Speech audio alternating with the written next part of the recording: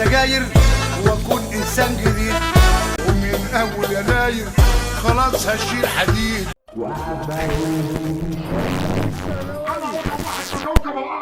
سنة جديدة وانت لسه في مخي ثابتة زي الموناليزا. انا من زمان في حاجات كتير بستغربها في ليلة راس السنة دي، وكان نفسي من زمان اتكلم عليها، والحمد لله دلوقتي بقى عندي منصة وبقى عندي مايك وبقى عندي كاميرا، فممكن اتكلم على الحاجات دي. فلو تسمحوا لي يعني اتكلم معاكم في الحاجات دي اللي عندي مشاكل فيها.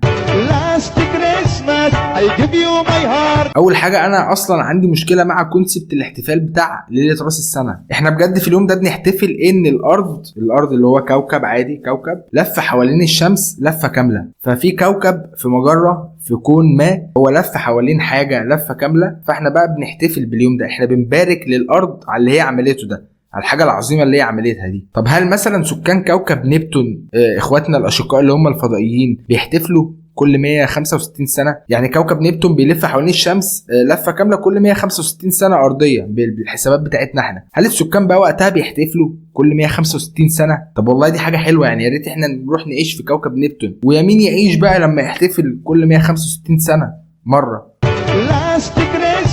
عندي مشكلة تانية برضو مع ليلة راس السنة، وهي اسمها ليلة راس السنة عشان هي يعني واحد وكده، اسمها راس السنة اللي هو أعلى حاجة يعني في الإنسان الراس، فسميناها راس السنة. السؤال بقى هنا ليه مثلا في شهر 3 ما بنحتفلش مثلا بليلة صدر السنة، ليلة كتف السنة، ليلة بنش السنة؟ ليلة كتف السنة ديت شهر 2، شهر 3 ليلة صدر السنة، وفي شهر 5 مثلا نعمل ليلة سرة السنة، ونقعد كلنا في اليوم دوت احتفالا باليوم دوت ننظف سرتنا أو ننظف سرة بعض. دي هتبقى حاجة كوميدية جدا. تخيل حد قاعد بينظف سرتك وانت بتنظف سرته، حاجة في منتهى القرف. نيجي مثلا عند شهر 6 نقوم عاملين ليلة سنة بالظبط، في شهر 6 بالظبط ليلة ونخلي اليوم دوت اجازه لينا كلنا، ونقعد نبارك لبعض بقى، ونقعد نقول لبعض كل سنه وانت طيب. والمولات بقى تحتفل باليوم دوت، ونعمل حاجه زي شجره الكريسماس كده، بس نعمل كبيره ونحطها كده عند مدخل كل مول، وانت تيجي داخل المول يبقى كأنك دخلت بالظبط زي ما انت قلت كده. نبقى نخش بقى كلنا ونحتفل في اليوم دوت كلنا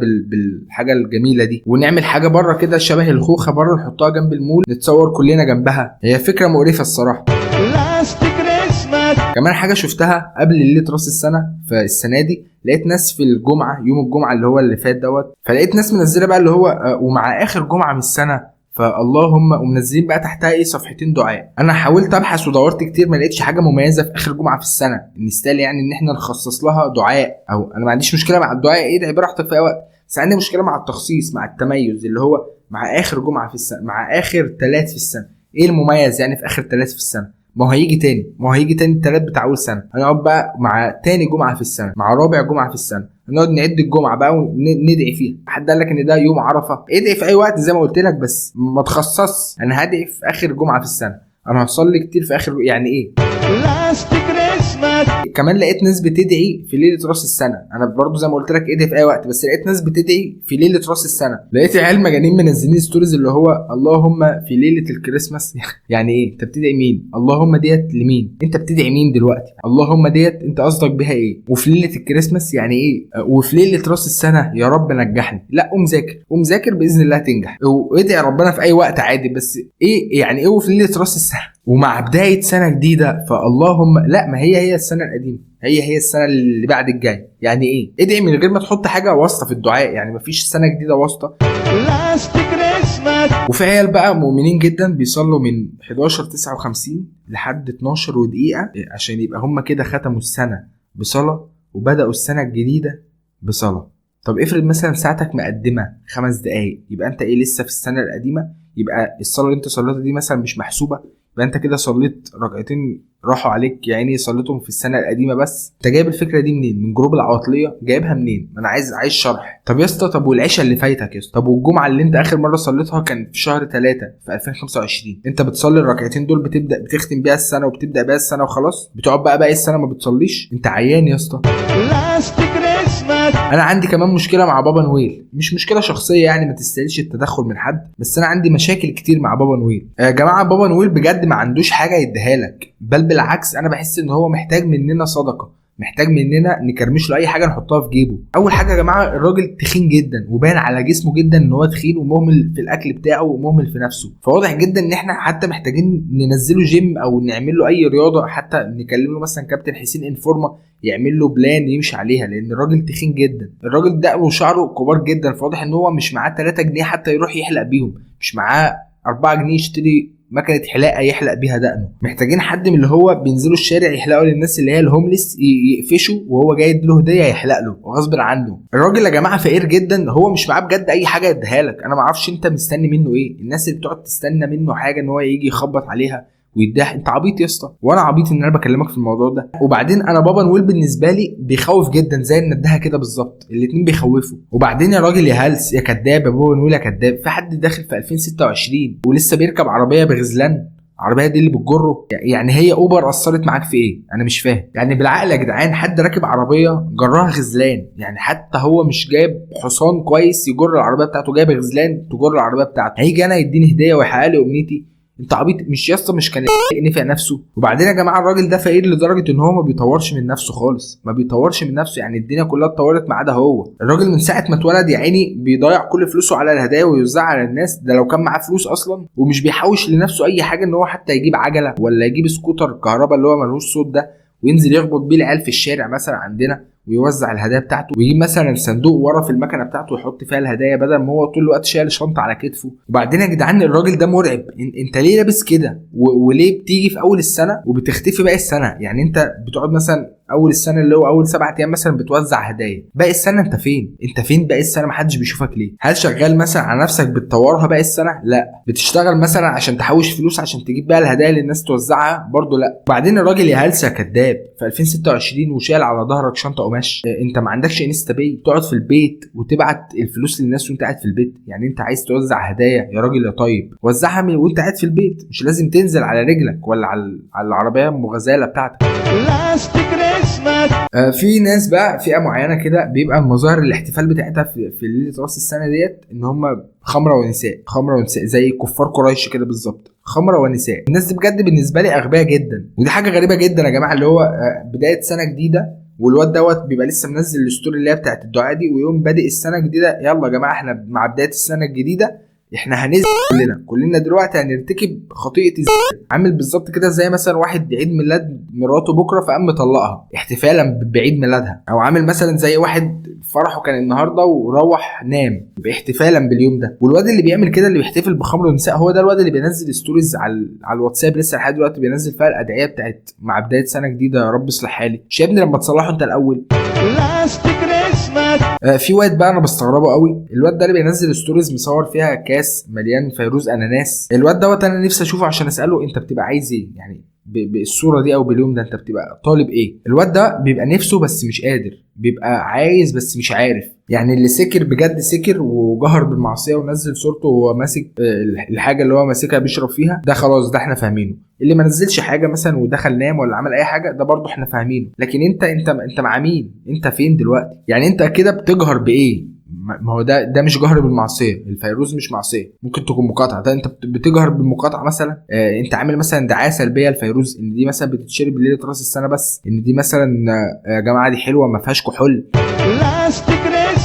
وفي عادات كتير كمان في ليله راس السنه انا بستغربها، زي ان في ناس كده بتقول لك ما تكنسش في ليله راس السنه بعد الساعه 12 لان انت كده بتكنس، وانت بتكنس الرزق معاها. يعني انا الرزق بتاعي هو قشر اللب اللي كان عندي في الاوضه ده، لو انا كنسته ابقى كده كنست الرزق بتاعي. اللب السوبر اللي انا بهدل بيه الاوضه لسه كان دلوقتي كنسته، انا كنست الرزق بتاعي بايدي. يعني 12 ل 5 كان رزقي ما كانش على السجاده، الساعه عدت ال 12 عندنا عامل رزق جه على السجاده عشان خلاص يا شباب مش هينفع ننظف النهارده. عرفت بقى هي ليه منحاسه معانا من 2020؟ عرفت في حد مغفل يا جماعه غدر بينا وقام كنس في 1/1/2020 كنس الرزق بتاعنا كله، بهدل الدنيا معانا. وفي ناس بقى بتقول لك ان هي بتكسر اطباق بعد الساعه 12 عشان دوت بيبقى بيوفر لها حظ جديد في السنه الجديده دي. لا هي دي خسائر عادي، ولا حظ ولا حاجه، دي خسائر بس. انت كده خسرت الاطباق اللي انت كسرتها دي، انت خسرتها، ده اذى، انت كده عملت اذى طريق، بدات السنه بسيئات. ويا ابني حبيبي مش انت كسرت في 2024 في حاجه حصلت لك الحظ بتاعك كان حلو اتبسطت في 2024، بل بالعكس اتحط عليك في 2025، يبقى خلاص بقى ما تكررش العبط ده تاني، يبقى تبطل عبط بقى وتنزل تجيب لماما اطباق ميلامين بدل اللي انت كسرتها دي. عايز اسالكم سؤال يا جماعه، ايه الفرق بين 25 يناير و26 يناير؟ يوم فرق توقيت، هو ده نفس الفرق بين 31 ديسمبر و1 يناير. السنه ما تعرفش ان في حاجه حصلت، الكون ما يعرفش ان في حاجه حصلت، الكوكب الارض ما يعرفش ان في حاجه حصلت. كوكب الارض لو عرف ان احنا بنحتفل باليوم دوت هيتهز جامد، هيوقعنا كلنا. فعايز اقول لك بس يا مغفل، انت اللي فاكر ان من 31 ديسمبر لواحد الدنيا اتغيرت، لا، الاكس بتاعتك مش هترجع لك عشان السنه بدات برقم جديد. يعني انت هي ثابتك في 2025، مش هترجع لك في 2026 بس عشان الستة اكبر من 5، مش هترجع لك سنه جديده وانت لسه بعيده، وهتفضل بعيده يا حبيبي. ما هو هترجع لك ليه؟ انت مش هتخس يا اسطى يوم 1/1، مش هتبقى انسان جديد يوم 1/1. الخطه اللي انت قاعد عمال تكتبها دي ما كان ممكن تكتبها 25 ديسمبر عادي، هتبدا من 25 ديسمبر. انت مش كل سنه بتقعد تكتب خطه يوم 1/1، تكتب تحقيق الاهداف؟ هل حققت فيها حاجه؟ لا. عارف ليه؟ عشان انت عبيط. ما تكتب يا حبيبي في اي وقت، السنه مفتوحه معاك. هو السنه ما تعرفش ان النهارده 1/1، ما تكتب في اي وقت. الجيم مفتوح يا حبيبي طول السنه، مش الجيم هيفتح لك باب 1/1. هرمون التستوستيرون مش هيزيد عندك يوم 1/1، لا، روح في اي يوم في السنه هتلاقي الجيم مفتوح. مفيش خصومات على العضلات يعني يوم 1/1، هتنزل في اي وقت برضه هتحاول تعمل عضلات. هبطل السجاير واكون انسان جديد، ومن اول يناير خلاص هشيل حديد. الاستاذ شعبان عبد الرحيم. عايز اقول لك ان الاستاذ شعبان عبد الرحيم الله يرحمه ما بطلش السجاير وما كانش انسان جديد، وده واضحه يعني بالاربعه الكوبي بيست اللي هو جايبهم دول اللي اتجوزوا كروان مشاكل كلهم. ومن اول يناير خلاص هشيل حديد. برضو استاذ شعبان ما شالش حديد، وواضح دي حاجه واضحه للجميع. فاللي عايز يتغير في اي وقت. سنه جديده وانت لسه في مخ ثابته زي الموناليزا، هي ثابته في مخه هو، انت مالك انت؟ وبعدين الموناليزا مش ثابته، ما الموناليزا بتقعد ترقص، مش بتبص على اللي رايح واللي جاي، عامله زي ستات الحاره. واغرب حاجه بقى بشوفها كل سنه، واعبث حاجه بشوفها كل سنه، هي التوقعات بتاعت السنه الجديده دي. انا الصراحه ما شفتش اعبط من الاثنين اللي بيبقوا قاعدين دول. في اتنين عبط كده بيبقوا قاعدين، واحد بيستضيف واحده، او واحده بتستضيف واحده، او واحد بيستضيف واحد، ويقعدوا بقى ايه بقى توقعاتك للسنه الجديده بقى؟ ايه شايف ايه بقى؟ شايف ايه في علم الغيب؟ استغفر الله العظيم يا رب. يلا احنا هنطلع عندنا كلنا دلوقتي، هنلحد كلنا عشان نتوقع شويه حاجات وكلها ما بتحصلش. يلا قول بقى، قول انا مش انت عارف الغيب؟ قول استغفر الله العظيم يا رب، قول بقى يا ابني. مش انت بتستضيف الست ديت من 2013 وبتقعد تقول لك حاجات، في حاجه حصلت؟ لا.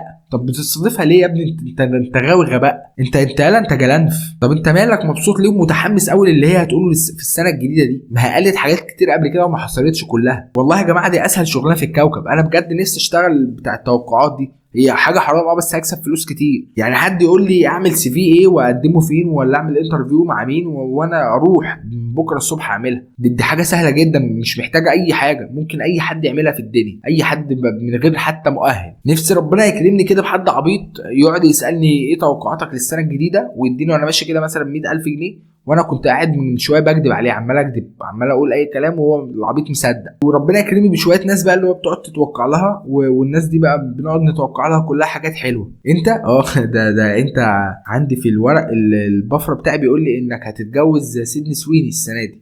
مع انك من كفر حماده بس هتتجوز سيدني سويني. شفت؟ يا هات بقى $2000. انت يا ابن الذين محظوظ. تعرف ان ورق سكرول اللي معايا دلوقتي بيقول لي انك هتلعب في برشلونه، مش بتاع اسبانيا، لا، برشلونه البلد بتاع الشرقيه. انت صدقت يلا يا عرج اللي بتجري بالكره لورا؟ تلعب في برشلونه فين انت بقى معانا؟ يخرب بيت حظك بجد. توقعاتي بقى ليك السنه دي، انت مش انت برج الدلو؟ ده انت جاي لك سري خليجي كويتي عربي مصري سيناوي اماراتي من النوبه، جاي لك على بيتش باجي ابيض كبير في نص الصحراء، مفايم الازاز، شايل النمر. لا ده هيخبطك، مش هيتجوزك ولا يحصل فيك اي حاجه. يلا الحقي كملي حياتك بقى واستمتعي بال13 يوم اللي باقيين لك دول، عشان خلاص الوقت بتاعك نفذ، رصيدك خلص، حتى هتموتي بعد 13 يوم. لا انت مش عايزه منك فلوس، ده انت الله يعينك على اللي هيحصل لك ده يا حبيبتي. وبعدين يعني بتوع التوقعات كل سنه مش وراهم اي حاجه غير وفاه فنان مصري كبير معروف جدا، محبوب الجماهير، وعنده ابن بيمثل وابنه التاني مخرج، وكان بيطلع في الافلام دايما مع يسرا واللبلبه، وكان دايما بيبوسهم في كل الافلام، وشهرته معروف مش هقول عشان محدش يعرفه يعني. يا عيني ربنا يديله الصحه وطولة العمر ويبارك في صحته. كل سنه بيطلعوا يتوقعوا نفس الموضوع. طب ما انتوا كدابين ليه بنستضيفكم تاني؟ وبعدين بقى بيبقى فيهم فئه دول اذكى شويه، بيرمي لك التوقعات كده او الحاجه اللي هتحصل لك او هتحصل في العموم، بس يسيبها لك مبهمه كده يعني. مش هيقول لك عشان لو حصلت يقول لك شفت مش انا قلت لك، وعشان لو ما حصلتش يقول لك شفت مش انا قلت لك. هات بقى $2000 يعني. تلاقيه طلع كده يقول لك الدوري السنه دي، خلي بالك الدوري السنه دي هيكسبوا فريق مصري، نخلي بالنا في الموضوع ده. برج الجوزاء السنه دي هيتجوز. ما اكيد برج الجوزاء هيتجوز السنه دي، ما اكيد في حد برج الجوزاء هيتجوز السنه دي. ايه العبقري في اللي انت قلتيه يا قمر؟ هتلاقيه كمان طالع بيقول لك خلي بالك لان في حد في الوسط الفني هيتوفى. ما اكيد في حد في الوسط الفني هيتوفى، والوسط الفني دوت فيه 3 افراد، مش فيه 3000 ألف فرد. اكيد لا قدر الله في حد هيتوفى فيهم. في حاجه كمان بقى هتجنني، سؤال واضح وصريح ونفسي حد يجاوبنا عليه. ازاي في 80% من المصريين عيد ميلادهم 1/1؟ ازاي يعني؟ ازاي تم الاتفاق بين كل الناس دي ان احنا بعد 9 شهور هنخلف وهنظبطها بالظبط عند 1/1؟ ازاي يا قناص انت اللي المفروض تمسك FBI؟ هل تم الاتفاق بيننا كلنا ان احنا يوم 1/1؟ وهل تم الاتفاق بيننا ان احنا كلنا هنروح نسجل 1/1 والسجل المدني كان فاتح لينا كلنا؟ تخش الستوريز عند اي حد دلوقتي تلاقي 90 عيد ميلاد 1/1 كلهم. دي نصيحه مني يا حبيبي ليك، نزل ستوري واحده وقول كل سنه وانتم طيبين كل عيد ميلادهم 1/1. وبعدين ايه المميز ان انت عيد ميلادك 1/1؟ خلاص يعني كلكم ما شاء الله لفتوا لفه كامله مع الارض حوالين الشمس، تعرفوا تلفوا يعني. وبس كده يا جدعان. ومع نهايه فيديو النهارده فاللهم عايزين ندعي كلنا بمناسبه انتهاء الفيديو. مع نهايه فيديو النهارده فاللهم اصلح حالي وزوجني باذن الله سنه جديده سعيده عليكم، وكل واحد يوصل للي نفسه فيه ونوصل في المحتوى لحاجه كويسه جدا باذن الله بيكم وبدعمكم. فما تنساش تعمل لايك للفيديو ده وتشير الفيديو وتكتب لي كومنتات تقول لي كل سنه وانت طيب. وبس كده، انا هشام سكر وده التيتو الشريط. السلام عليكم.